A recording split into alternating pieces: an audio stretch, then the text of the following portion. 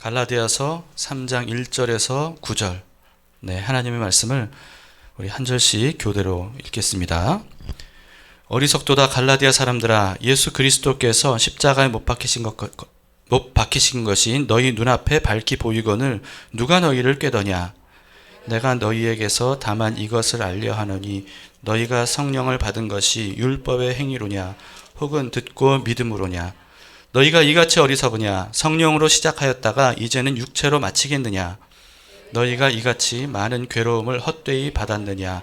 과연 헛되냐?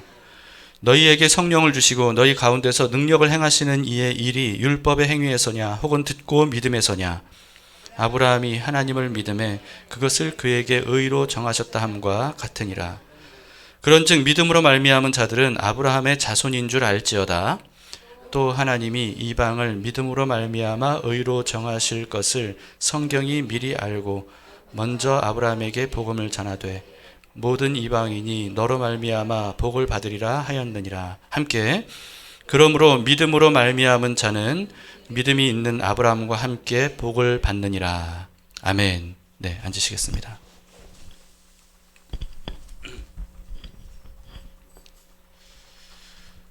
갈라디아서 큐티가 시작이 됐는데요. 갈라디아 교회는요, 바울이 1차 전도 여행 때 세운 교회인데요. 지금의 터키 지역에 있는 지방입니다. 교회는 건물이 아니고 그리스도의 공동체라는 사실 여러분 잊지 마시기 바랍니다. 이 당시에는 교회 건물을 중심으로 모인 게 아니었습니다. 그래서 갈라디아 교회라고 하면 갈라디아 지역에 있는 그리스도인들을 의미하죠. 갈라디아서는 그와 같이 갈라디아 지방에 있었던 이방인들에게, 이방인 그리스도인들에게 보낸 편지입니다. 바울은 어디를 가든지 유대인에게든 이방인에게든 상관없이 동일하게 예수 그리스도의 복음을 전했습니다.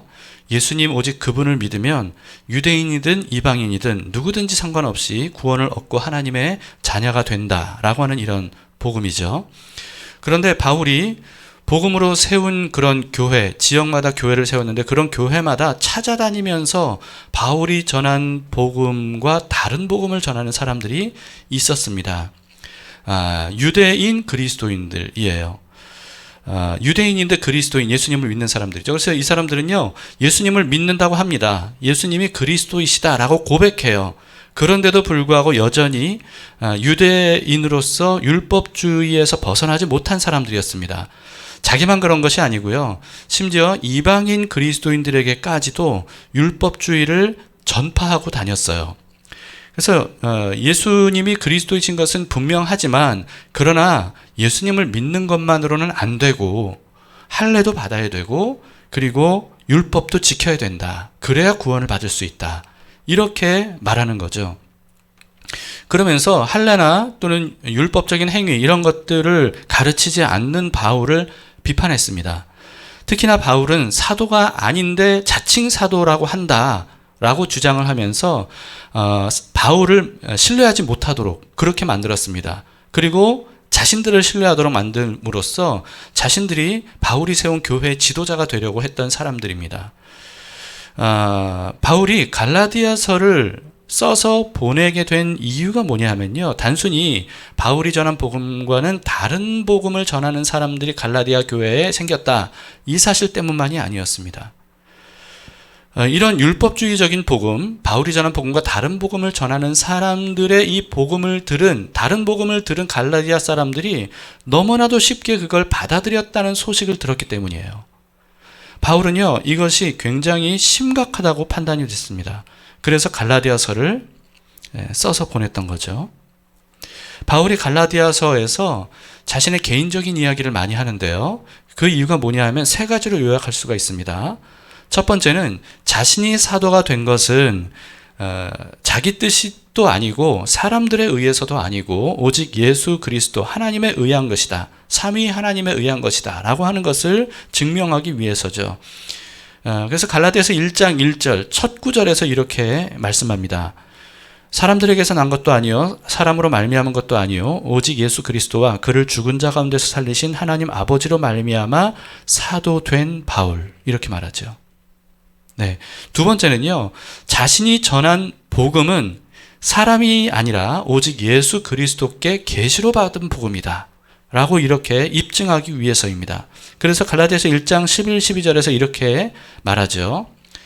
형제들아, 내가 너희에게 알게 하노니 내가 전한 복음은 사람의 뜻을 따라 된 것이 아니니라. 이는 내가 사람에게서 받은 것도 아니요 배운 것도 아니요 오직 예수 그리스도의 계시로 말미암은 것이라. 이렇게 말하죠. 그리고 세 번째는요, 자신이 전한 복음은 다른 사도들, 그러니까 예수님의 사도들입니다. 다른 사도들이 전한 복음과 전혀 다르지 않다라고 하는 사실을 확인시켜 주시기 위해서 자신의 개인적인 이야기를 했습니다. 그리고는 유대인이든 이방인이든 사람이 구원을 얻는 것은 율법이 아니라 오직 믿음으로 십자가에서 죽으신 예수 그리스도와 함께 죽고 부활하신 예수님과 함께 그 예수님 안에서 사는 것만으로 가능하다라고 하는 사실을 역설을 합니다. 그래서 여러분, 그 유명한 갈라디아서 2장 20절에 여기서 나온 건데요. 19절부터 한번 보시면 이렇게 바울이 말합니다. 내가 율법으로 말미암아 율법에 대하여 죽었나니, 무엇에 대해서 죽었다고요? 율법에 대해서는 죽었다는 겁니다. 이는 하나님에 대하여 살려 함이라. 내가 그리스도와 함께 십자가에 못 박혔나니 그런즉 이제는 내가 사는 것이 아니요 오직 내 안에 그리스도께서 사시는 것이라. 이제 내가 육체 가운데 사는 것은 나를 사랑하사 나를 위하여 자기 자신을 버리신 하나님의 아들을 믿는 믿음 안에서 사는 것이라. 이렇게 고백을 하죠. 그리고는 이렇게 쐐기를 박습니다. 바로 다음 구절인데요. 21절입니다. 내가 하나님의 은혜를 패하지 아니하노니 만일 의롭게 되는 것이 율법으로 말미암으면 그리스도께서 헛되이 죽으셨느니라. 여러분, 만약에 사람이 율법을 지킴으로써 스스로 의로워질 수 있고 스스로를 구원할 수 있다면 예수님께서 성육신하실 필요도 없는 겁니다. 그리고 예수님께서 십자가에서 고난당하시고 죽으실 필요도 없는 거예요. 그런데 이와 같이 율법주의적인 복음을 받아들이는 것은 뭘 의미하냐면요, 이미 이루어진 그리스도의 성육신과 십자가의 고난과 죽음, 그것이 소용없다, 쓸데없다 라고 하는 것과 같다는 거죠. 헛된 것으로 만드는 거라는 거예요. 그래서 이게 굉장히 중요한 문제라는 거죠. 그러니까 예수님을 믿는 것은 동일하다 할지라도 거기에 율법에서 말한 할례도 받아야 되고 율법도 지켜야 된다라고 하는 것이 첨가되는 것. 여러분, 이것은 그냥 그래도 복음이다 이렇게 말할 수 없는 겁니다. 이건 다른 복음, 가짜 복음이라는 거죠. 예수님이 굳이 성육신하시고 십자가의 고난과 죽음을 당하셔야 했던 이유는요, 율법으로는 절대로 사람이 의로워질 수 없기 때문입니다. 사람이 의로워지는 것은 오직 이 땅에 성육신하셔서 우리를 위해서 대신 고난당하시고 죽음을 당하신 예수 그리스도를 믿는 것으로만 가능하다라고 하는 거죠.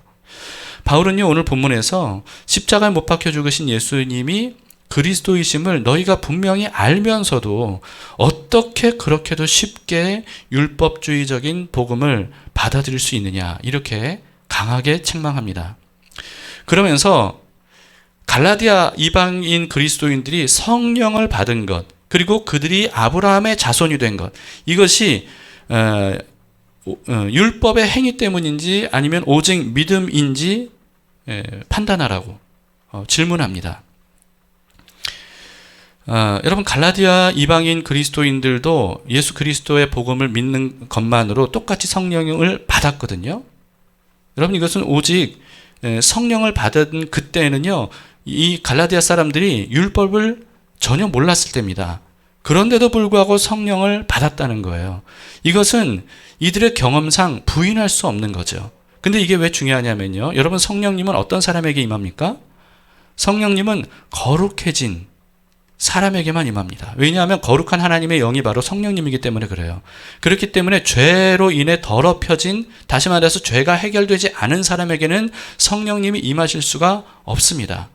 그런데 율법을 전혀 몰랐던 갈라디아 이방인 그리스도인들에게 성령님이 임하셨다는 건 뭘 의미해요? 이들이 그리스도의 복음을 듣고 믿은 것만으로 이미 이들의 죄가 다 해결되었다는 것이 증명이 되는 겁니다. 성령이 그들에게 임하셨다는 것은 이들이 율법을 전혀 모르고 율법 구조 그 항목들을 따라 행하지 않았더라도 오직 예수 그리스도를 믿는 것만으로 이들이 깨끗해졌다, 라고 하는 것을 의미하는 거죠. 그런데 어째서 율법을 지켜야 구원을 받을 수 있다라고 하는 이런 가짜 복음을 믿느냐라고 하는 겁니다. 바울은 이렇게 질책을 했어요. 3절 4절에서 너희가 이같이 어리석으냐? 성령으로 시작하였다가 이제는 육체로 마치겠느냐? 너희가 이같이 많은 괴로움을 헛되이 받았느냐? 과연 헛되냐? 여러분, 오직 믿음으로 성령을 받아서 하나님의 자녀로 거듭났는데요. 어째서 거듭나기 이전으로 자꾸 돌아가느냐? 이런 얘기를 하는 겁니다. 그동안에 그리스도를 믿는다는 이유 하나 때문에 여러 가지 고난과 어려움을 당했던 것, 이것을 헛되게 하려고 하느냐? 그 고난 당할 필요가 없는 거 아니냐는 거예요. 그런 율법을 지켜서 구원을 받는다고 믿는다면 그런 고난을 받을 필요도 없었다라고 하는 거죠. 여러분, 이거 역시 남 얘기가 아니죠. 바로 우리들을 향한 하나님의 말씀입니다. 역사는 돌고 돈다고 말하죠. 정말 그런 것 같습니다. 그런데요, 교회의 역사도 마찬가지더라고요. 성령으로 시작했다가 육체로 회귀하는 일들이 계속 반복이 됐어요. 교회 역사를 통해 보면. 여러분, 하나님께서 은혜로 아브라함과 이스라엘을 선택하셨죠. 그래서 그들을 구원하셨습니다. 하나님은 그리고 어떤 민족도 경험하지 못했던 놀라운 하나님의 섭리와 그리고 기적들을 그들에게 베풀어 주심으로써 놀라운 은혜를 얻게 하셨어요. 그런 하나님을 이스라엘이 믿었죠. 그래서 출애굽을 하는 은혜가 있었던 거 아닙니까? 그런데 이들이 이와 같이 신앙생활을 오랫동안 세월이 지나가면서 신앙생활을 하면서 변질됩니다. 율법주의적으로 변질해요. 자신들의 율법적인 행위를 자랑하는 율법주의로 변질이 돼요. 그런 이스라엘에게 하나님께서 어떻게 하셨죠? 예수 그리스도를 보내주셨습니다. 그로 인해서 오직 은혜로 교회를 탄생시켜 주셨어요. 성령님을 통해서 교회 부흥의 강력한 역사들이 나타나게 됩니다. 그래서 교회에 정말 세상 사람들은 전혀 경험할 수 없는 놀라운 일들이 엄청나게 많이 일어남으로써 바로 예수 그리스도께서 하나님이심을 증명하게 되죠. 이들은요, 그래서 어떤 박해나 죽음을 당한다 할지라도 꺾을 수 없는 그런 믿음으로 충만했습니다. 그런데 이런 교회가요, 로마 제국이 이제 기독교를 공인하면서부터 교회의 신앙이 또 변질되는 거예요. 중세시대 율법주의적인 교회로 다시금 또 회귀하고 전락해버립니다. 그런 교회에 하나님께서 또 은혜를 베풀어 주시죠. 어떤 은혜입니까? 여러 믿음의 사람들을 힘을 합치게 함으로써 종교개혁을 일으켜 주셔요. 오직 예수, 오직 은혜, 오직 믿음, 오직 성경, 오직 하나님께만 영광이라고 하는 이 5가지의 모토를 가지고 다시금 율법주의에서 벗어나서 하나님과의 살아있는 생생한 신앙생활을 할 수 있도록 하나님께서 이끌어 주시죠. 그래서 전 세계 수많은 교회들을 다시금 개혁시켜 주십니다. 그런데 오늘날 교회를 보세요. 종교개혁의 모토를 외치긴 합니다. 오직 성경, 오직 은혜, 이 5가지를 외치긴 해요. 강조해요. 그런데도 불구하고 이 율법주의에 만연되어 있는 이 회귀한 한국 교회를 다시금 우리는 보게 됩니다. 신앙생활을 예수 그리스도를 통해서 하나님과 함께 동행하는 생생한 삶으로 이해하기보다는 대부분의 그리스도인들이 어떻게 신앙생활을 이해합니까? 그냥 정해진 규정, 규칙을 오래된 교회 전통 이런 것들을 지키는 것, 이것으로 신앙생활을 이해하는 사람들이 너무나도 많다는 거예요. 그래서 이 규칙, 규정대로 잘하면 믿음 좋은 사람이고 그렇지 못하면 믿음이 없는 사람, 믿음이 부족한 사람이다. 이렇게 겉으로 보이는 것으로 모든 것을 판단하죠. 그러다 보니까 신앙생활을 겉으로 하는 위선적인 신앙생활을 하는 율법주의가 이 한국교회도 오늘날 굉장히 만연되어 있습니다. 목사는 자신을 마치 구약시대의 이스라엘의 제사장인 것처럼 생각을 하고요. 또는 중세시대의 사제인 것처럼 생각합니다. 목사를 통해서만 하나님 앞으로 나아갈 수 있다는 이 잘못된 사제주의가 오늘날 한국교회에도 굉장히 만연되어 있고요. 그런 목사 아래에 있는 목사에게 가르침을 받은 성도들도 마찬가지예요. 목사가 시키는 대로만 하면, 목사가 말하는 대로만 하면 그러면 구원을 받을 수 있고 복도 받을 수 있다. 이렇게 단순하고 쉽게 믿으려고 하는 사람들이 너무나도 많이 있습니다.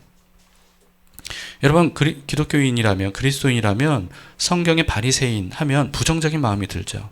예수님께서 바리새인들을 책망하셨다는 것을 너무나도 잘 알기 때문에 바리새인 하면 부정적인 마음을 가지고 있으면서도 사실 오늘날 한국교회에 바리새인 같은 율법주의, 또 위선, 또 이기주의, 그리고 또 종교주의, 인본주의 이런 것들이 너무나도 많이 들어와 있는 것이 오늘날 한국교회의 모습이 아닌가 싶습니다.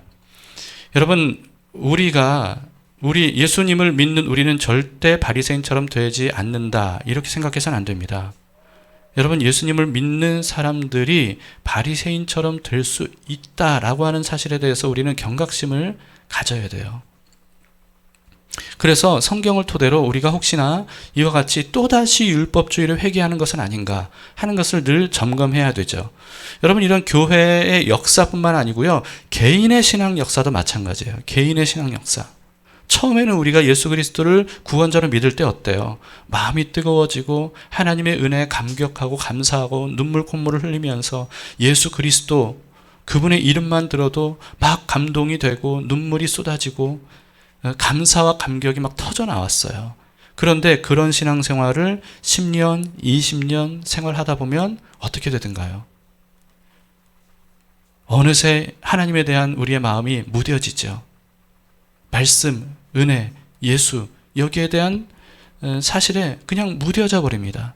그리고 신앙생활도 겉으로 하는 형식적인, 그냥 규칙을 지키는, 이제까지 해왔던 전통대로 몸에 밴 대로 하는 이런 껍데기 신앙생활만 남아있는 경우들이 얼마나 많이 있습니까? 여러분, 우리가 그렇게 될 소지가 얼마나 많아요. 오랜 교회 생활로 이와 같이 껍데기 신앙생활을 하면서 나타나는 현상은 뭐냐 하면 교만함입니다. 영적인 교만이에요. 여러분, 여기에 빠질 수 있는 것이 바로 우리들이라는 사실을 잊지 말아야 됩니다. 바울이 경고한 대로 성령으로 시작했다가 육체로 마치기 쉬운 것이 바로 우리들이라는 사실을 우리는 언제나 마음속에 경각심을 가지고 있어야 된다 하는 겁니다. 오늘날 우리의 모습은 어떤가? 지금의 나의 모습은 어떤가? 우리가 반드시 점검을 해봐야 되죠. 죄인이 구원을 받으려면 죄가 해결돼야만 됩니다. 그런데 어떤 규칙, 규정 이런 것들을 비롯해서 어떤 것을 지키는 것, 행동으로 지키는 것만으로는요, 이미 범한 죄가 해결되지는 못한다는 겁니다. 사실 율법, 규칙, 규정 이런 것들은 오히려 죄를 죄라고 지적하는 역할만 할 수 있을 뿐이지 이미 지은 죄를 해결해 주지는 못합니다. 그렇기 때문에 율법과 규칙, 규정, 전통 이런 것을 지키는 행위로는 사람이 절대로 의로워질 수는 없는 거예요. 지금부터 잘 지키면 되겠지. 그렇더라도 이미 저지른 죄는 어떻게 하냐는 거죠. 율법, 규정, 규칙, 전통을 지키는 것으로는 그게 해결이 안 된다는 겁니다. 그래서 예수님께서 오셨던 거예요. 우리의 모든 죄를 대신 다 짊어지시고 우리가 치러야 되는 값을 십자가에서 대신 치러 주신 거죠. 그럼으로써 그 예수님을 믿는 사람의 죄를 예수님이 가져가서 해결해 주시고, 그리고 예수 그리스도의 의를 우리가 전가받게 되는 이런 은혜를 우리가 받게 되는 겁니다. 이게 바로 은혜의 복음이고 대속의 은혜이죠. 죄를 해결할 다른 방법은 없습니다. 사람의 노력으로 이미 저지른 죄를 해결할 수 있는 방법은 전혀 없어요. 구원을 얻을 수 있는 다른 방법은 전혀 없습니다. 우리는 이 사실을 분명히 알아야 되고, 바울이 말하고자 하는 것도 바로 그것입니다. 바울은 이스라엘 조상인 아브라함 역시 율법의 행위로 의롭다고 여김받았던 게 아니라는 것을 오늘 본문에서 분명히 말씀하고 있습니다. 오직 믿음으로 의로워졌다고 말해요. 6절을 보세요. 아브라함이 하나님을 믿음에 그것을 그에게 의로 정하셨다 함과 같으니라. 여러분, 그렇기 때문에 아브라함의 혈통적인 자손은 아닐지라도, 우리는 아브라함의 혈통적인 자식은 아니잖아요. 아닐지라도 오직 예수님을 그리스도로 믿기만 하면 아브라함의 자손이 되었다는 것을 알라는 겁니다. 여러분, 그래서 아브라함은요, 혈통의 조상이 아니고 믿음의 조상이라는 겁니다. 그래서 여러분, 우리가 예수님을 그리스도로 믿는다면 우리는 아브라함의 자손이 되었다 라고 하는 거죠. 7절을 보세요. 그런즉 믿음으로 말미암은 자들은 아브라함의 자손인 줄 알지어다. 이렇게 말하죠. 이 사실을 믿으시기 바랍니다. 여러분, 이게 애초에 하나님께서 아브라함을 부르신 목적이었다는 사실을 또 이어서 바울이 우리에게 가르쳐 줍니다. 8절을 보세요. 또 하나님이 이방을 믿음으로 말미암아 의로 정하실 것을 성경이 미리 알고 먼저 아브라함에게 복음을 전하되 모든 이방인이 너로 말미암아 복을 받으리라 하였느니라. 모든 이방인이 누구로 말미암아 복을 받아요? 아브라함으로 말미암아. 믿음으로 의롭다 여김을 받은 아브라함으로 말미암아서 모든 이방인들도 오직 믿음으로 아브라함과 더불어서 복을 받게 된다라고 하는 거죠. 여러분, 이와 같이 우리도요, 오직 하나님의 은혜를 믿는 믿음으로 아브라함과 함께 복을 받는 사람들이 되었습니다. 하나님의 자녀가 된 거죠. 9절을 보세요. 그것을 말씀하고 있습니다. 그러므로 믿음으로 말미암은 자는 믿음이 있는 아브라함과 함께 복을 받느니라. 자, 여러분, 여기까지가 오늘 본문의 내용입니다. 이거 뭐 너무나도 교회에서 많이 강조가 되고 있는 내용이고 저도 굉장히 여러 번 여러분들에게 말씀드린 내용이에요. 그런데 오늘날 많은 그리스도인들 교회 안에요, 이와 같이 율법주의적인 복음, 다른 복음이죠. 바울이 전한 복음과 다른 복음. 이 율법주의적인 복음 외에 또 다른 복음이 교회 안에 너무나도 많이 들어와 있습니다. 여기에 대해서 우리가 좀 알아봤으면 좋겠어요. 바울이 전한 오직 믿음으로의 복음을 우리가 굉장히 많이 오해하고 있기 때문에 그렇습니다. 율법이냐 은혜냐 또는 행위냐 믿음이냐 라고 하는 이 질문에 대해서 마치 율법과 은혜가 반대 개념이고 그리고 행위와 믿음이 반대 개념인 것처럼 그렇게 생각합니다. 그래서 율법과 행위를 부정적으로 생각하고요, 오직 은혜와 믿음만이 긍정적으로 우리가 취해야 될 것이라고 생각하죠. 그러다 보니까요, 이렇게까지 말하는 사람들이 있습니다. 신약시대인 오늘날에는 구약의 율법은 완전히 폐기되었다. 여러분, 이건 성경에도 없는 잘못된 교리입니다. 그런데도 불구하고 이 교리에 끄떡끄떡하면서 아멘하는 그리스도인들이 굉장히 많아요. 성경은 절대로 그렇게 말하고 있지 않습니다. 그리스도인에게는 또 행위가 전혀 중요하지 않다, 이렇게 가르치기도 합니다. 여러분, 이게 바로 사실은 율법주의적인 복음과 더불어서 교회를 굉장히 많이 오염시키고 타락시켰던 또 다른 복음입니다. 이게 한국교회 안에 굉장히 많이 뿌리 내리고 있다는 거예요. 아이러니하게도요, 어떤 율법주의 또는 규정, 규칙 이런 것들을 강요하는 교회일수록 희한하게도 이와 같이 잘못된 복음에 더 많이 물들어 있는 것 같습니다. 그래서 교회에서는 율법주의적인 어떤 그런 행위를 하면서도 세상에서는 전혀 세상 사람들과 구별되지 않는, 세상 사람들과 똑같이 살아가는 그런 기독교인들이 많아지는 겁니다. 여러분, 우리가 잘 알고 있는 사실을 늘 상기해야 됩니다. 그건 뭐냐면 출애굽 사건이에요. 여러분, 하나님께서 이집트의 강력한 손에 의해서 노예로 살 수밖에 없었던 이 이스라엘을, 그들을 구원해 내셨죠. 그런데 그들을 뭘 보고 구원하셨습니까? 아무것도 보지 않았어요. 단지 그들이 울부짖고 탄식하고 통곡하고 힘들어하는 그 부르짖음을 들으신 겁니다. 그리고는 그들을 긍휼히 여기셨어요. 불쌍히 여기셨습니다. 아무런 조건도 없이 하나님이 그들을 이집트의 강력한 손에서 건져 주셨습니다. 구원해 주신 거죠. 이것은 전적인 하나님의 은혜였습니다. 여러분, 그런데 그게 끝이 아니에요. 하나님은 이렇게 은혜로 구원해 주신 그들을 신의 산으로 인도해 주셔서 그 다음에 어떻게 하셨죠? 그들에게 율법을 주셨습니다. 이 사실을 우리는 기억해야 돼요. 여러분, 그건 무슨 뜻이냐면요, 이들이 율법을 지켰기 때문에 구원을 얻은 게 아니었습니다. 그런데요, 이들이 오직 은혜로 믿음으로 구원을 받았기 때문에 이제는 하나님께서 구원받은 사람답게 살게 하려고 율법을 주셨다는 거예요. 여러분, 이것을 우리는 잊지 말아야 됩니다. 행위와 믿음의 관계도 마찬가지죠. 그들의 행위로 구원을 받은 건 아닙니다. 그런데 구원을 받았다면 이제는 그들에게 믿음의 행위가 필요하게 된 거예요. 왜냐하면 죄 많은 세상에서 이미 얻은 구원을 지켜야 되기 때문입니다. 그러려면 하나님께서 주신 율법을 지키는 행위가 출애굽한 이스라엘 백성들에게 필요했던 거죠. 잊지 마세요, 여러분. 하나님은 은혜로 구원해 주셨지만 구원하신 그들에게 그 이후에 율법을 주셨다는 것. 예수님께서 이런 말씀을 하신 것을 우리는 잘 알 겁니다. 마태복음 5장 17절입니다. 내가 율법이나 선지자를 폐하러 온 줄로 생각하지 말라. 폐하러 온 것이 아니요 완전하게 하려 함이라. 다른 어느 사도도 아니고 예수님께서 율법을 폐하러 오신 것이 아니라 완전하게 하기 위해서 오셨다라고 분명히 말씀하고 있어요. 여러분, 그래서 신약시대를 사는 우리들에게 율법은 폐하여졌다라고 하는 말은 교묘한 거짓말입니다. 율법 조항대로 지키지 않아도 예수님과 동행하면서 예수님과 순종하면 율법을 저절로 완수하는 삶을 살게 되는 거예요. 다시 말해서 이게 무슨 뜻이냐면요, 율법을 부정하는 삶이 아니라 율법을 예수님과 함께 율법 위에 올라서는 삶을 사는 것, 이게 바로 믿음으로 사는 그리스도인들의 삶이라는 거죠. 율법을 완성하는 삶, 이게 바로 그리스도인의 삶이라는 겁니다. 여러분, 율법이 아니라 믿음, 은혜, 이것을 강조했던 바울도 이런 말을 했습니다.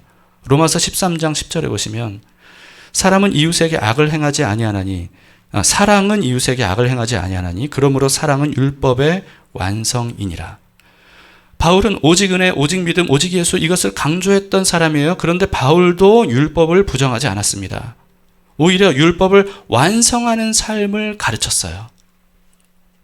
여러분, 제 말을 오해해서는 안 됩니다. 이런 얘기를 하면 그러면 우리도 율법을 완벽하게 지켜야 된다는 뜻이냐?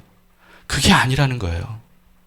여러분, 율법을 완성하신 예수님과 함께 동행하면서 예수님의 인도하시는 삶을 살게 되면 그러면 율법 위에 올라서는, 율법을 완성하는 삶을 살게 된다는 뜻입니다. 여러분, 결코 율법은 우리의 노력과 힘으로 완성할 수 없어요. 그리고 앞으로 우리가 하나도 율법을 어기지 않고 다 지킨다 할지라도 그렇다고 우리가 구원받을 수 있는 게 아닙니다. 이미 말씀드렸듯이 그 과거에 저지른 죄는 앞으로 우리가 율법을 완벽하게 지킨다 해도 해결될 수 있는 게 아니잖아요. 그렇게 함으로써 우리가 구원받을 수 있는 게 아닙니다. 우리가 할 수 있는 건 뭡니까? 율법을 완성하는, 우리의 힘으로 완성하는 게 아니고요. 율법을 완성하신 예수님을 믿고 따름으로써 예수님과 함께 사는 삶이에요. 이건 우리가 할 수 있는 일입니다. 그렇게 하면 우리 삶의 주인이신 예수 그리스도께서 우리 안에서 살아계셔서 우리 대신의 삶을 사심으로 인해서 그럼으로써 율법을 완성하시고 율법을 초월하는 삶을 살도록 우리를 인도해 주신다라고 하는 거죠. 하나님은 우리를 아무 조건 없이 예수 그리스도의 은혜로 죄와 세상의 권세를 장악한 사탄에게서 우리를 구원해 주셨습니다. 그런데 여러분, 구원해 주신 게 다가 아니었다는 것을 아셔야 됩니다. 구원해 주신 후에 어떻게 하셨죠? 우리에게 성령을 보내주셨어요. 그리고 우리에게 말씀을 주셨습니다. 그래서 성령님을 통해서 말씀을 보고 성령님을 통해서 말씀대로 살 수 있도록 하신 거예요. 성경이 뭡니까? 성경은 그리스도에 대한 계시예요. 성령님은 누구십니까? 그리스도의 영입니다. 오직 믿음과 오직 은혜로 구원을 받은 우리들은요, 그렇기 때문에 이제는 아무렇게나 살아서는 안 돼요. 세상으로부터 부르심을 받아서 세상과 구별된 하나님의 자녀로 거듭난 우리가 사는 법은 따로 있는 겁니다. 그것을 하나님께서 성경과 성령님을 통해서 우리에게 알려주시고 그런 삶을 살게 해주시는 거죠. 그리고 그것이 바로 핵심이 사랑이라고 성경은 우리에게 말씀하고 있습니다. 여러분, 이런 삶은요, 율법을 부정하는 삶이 아닌 거예요. 율법을 완성하는 삶입니다. 이게 바로 오직 믿음으로 구원받은 사람들이 사는 삶의 방식이라는 거죠. 바울은 율법주의적인 복음을 따르는 삶은 성령으로 시작했다가 육체로 마치는 것이라고 질책했습니다. 그런데요, 오직 믿음으로 구원을 받은 사람들이 하나님의 말씀과 성령님의 인도하심을 따르지 않는 것도 마찬가지예요. 성령으로 시작했다가 육체로 마치게 되는 겁니다. 바울이 전한 복음들을 보세요. 로마서 8장만 보더라도요, 여러분, 우리가 말씀과 성령을 따라 행하지 않으면 우리는 육일 수밖에 없다고 얘기하고 있어요. 여기에 대해서 우리는 분명히 알아야 됩니다. 오직 믿음으로 산다는 것은요, 오직 믿음으로 구원받았다는 뜻만 있는 게 아닙니다. 예수 그리스도를 믿는 마음으로 예수님에 대한 말씀을 따라 예수님의 영이신 그리스도의 영을 따라 사는 것을 의미하죠.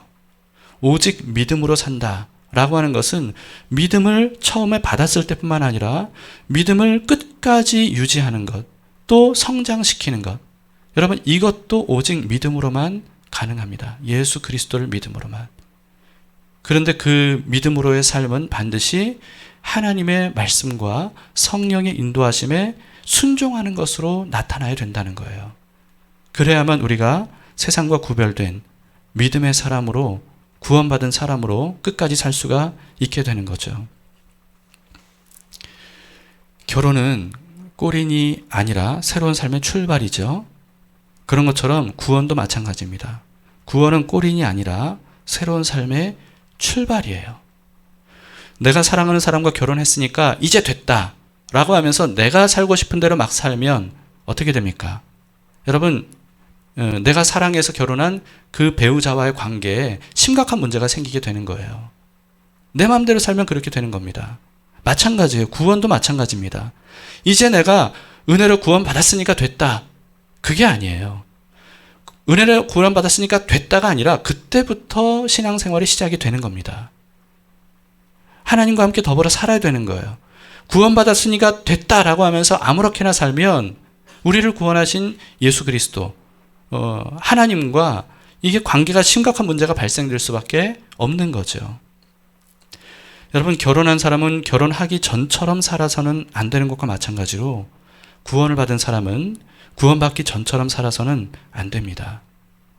우리를 구원하신 예수님의 뜻을 따라 살아야 돼요. 이 사실을 여러분, 바울도 얼마나 많이 다양하게 가르쳤는지를 우리는 성경을 펴면 너무나도 쉽게 볼 수가 있습니다. 이게 바로 오직 믿음으로 사는 삶이죠. 교회 안에 여러 가지 다른 복음들이 들어와 있습니다. 우리는 그것을 분별할 수 있어야 돼요. 그 분별하는 것은 오직 말씀과 성령님으로 분별해야만 됩니다. 그렇지 않고 우리가 분별의 기능을 꺼놓은 채 살게 되면 우리는 또다시 과거로 회귀하게 되는 것이 바로 우리의 죄악된 본성입니다. 여러분, 이 사실을 우리는 분명히 경각심을 가져야 돼요. 그래서 우리는 또다시 회귀하려고 하는, 이 마치 등에 고무줄이 달린 것처럼 또다시 과거로 회귀하려고 하는, 구원받기 이전처럼 살려고 하는 우리의 이 본능을 이겨내고 살기 위해서 그리스도에게 붙들리는 삶이 되어야 되는 거죠.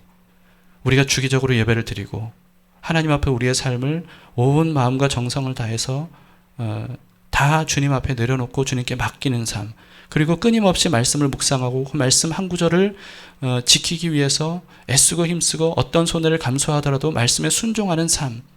여러분, 그것이 왜 그런 겁니까? 이미 받은 구원을 우리가 지키기 위해서죠. 그렇지 않으면 우리는 어느 순간 또다시 죄악된 본성으로 돌아갈 수밖에 없는 연약한 존재들이기 때문에 그렇습니다. 여러분, 이 사실을 간과해서는 안 됩니다. 구원받았으니까 됐다. 오직 믿음으로만. 맞습니다. 여러분, 오직 믿음으로 살아야 되는데요. 그것은 구원받은 것뿐만이 아니라 구원 이후의 삶도 오직 믿음으로 하나님께 순종하고 성령님의 인도하심을 받으며 사는 삶이어야 된다는 거죠. 이 사실에 대해서 우리가 분명히 마음속에 새기면서 오늘날 우리의 믿음을 끝까지 지키기 위해서 다른 복음을 분별하고 오직 믿음과 말씀과 복음으로 살아가는 우리 모두가 될 수 있기를 축복합니다.